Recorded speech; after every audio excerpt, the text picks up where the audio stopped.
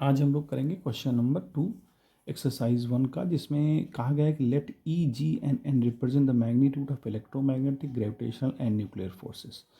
देखिए, इलेक्ट्रोमैग्नेटिक जो फोर्स होता है वो होता है, आपने पढ़ा होगा के, चूँकि दोनों इलेक्ट्रॉन है तो दोनों पे चार्ज सेम होगा, बाई आर स्क्वायर। और ग्रेविटेशनल फोर्स आपने पढ़ा G M1 M2 by R square.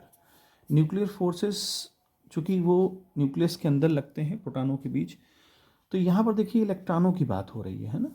Electron चूँकि ऑर्बिट के चारों ओर चक्कर लगाते हैं, न्यूक्लियस के अंदर नहीं रहते, तो यहाँ पर जो ऑप्शन है इलेक्ट्रोमैग्नेटिक फोर्स, ये स्ट्रांग, ये आपने पढ़ा भी है, थ्योरी में भी पढ़ा है कि इलेक्ट्रोमैग्नेटिक फोर्स ग्रेविटेशनल फोर्स से ज़्यादा होता है। तो यहाँ चूँकि इलेक्ट्रॉन पे चार्ज होता है, तो इलेक्ट्रोमैग्नेटिक फोर्स जो होता है वो ग्रेटर होता है किससे? ग्रेविटेशनल फोर्स से। अब न्यूक्लियर फोर्स जो है वीक होता है, क्योंकि भाई वो तो प्रोटॉन की बात है ना, अंदर होता है, तो इसलिए हम ये कह सकते हैं कि न्यूक्लियर फोर्स इस केस में वीक होगा। और यहाँ पर ऑप्शन नंबर हमारा डी सही है।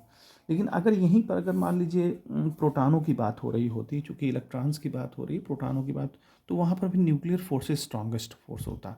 तो इस तरह से इस क्वेश्चन को सॉल्व कर सकते हैं। ये कोई वैसा क्वेश्चन नहीं है, थ्योरेटिकल क्वेश्चन है, तो इस तरह से इस क्वेश्चन को सॉल्व कर सकते हैं।